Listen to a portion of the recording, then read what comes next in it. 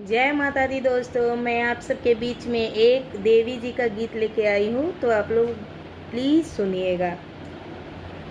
ए मैया काचे नरियरवा के स्वाद कैसन। ए मैया काचे नरियरवा के स्वाद कैसन। मैया के मांगो में टीका शोभे, मैया के मांगो में टीका शोभे। मैया बिना रे सिंदूरवा के सोहाग कैसन।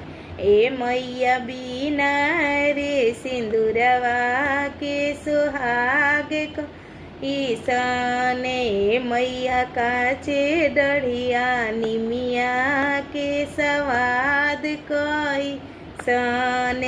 मैया काचे डढ़िया निमिया के स्वाद कैसन।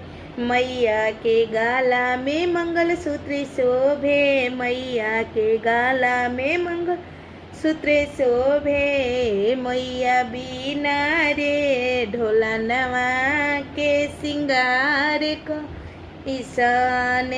मैया बिना रे ढोला नवा के सिंगार कैसन। मैया काचे डढ़िया निमिया के स्वाद कैसन।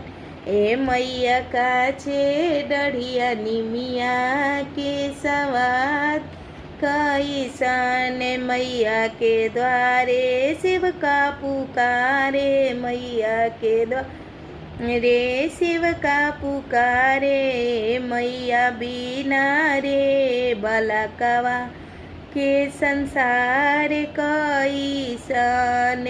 मैया बिना रे बालकवा के संसार कैसन।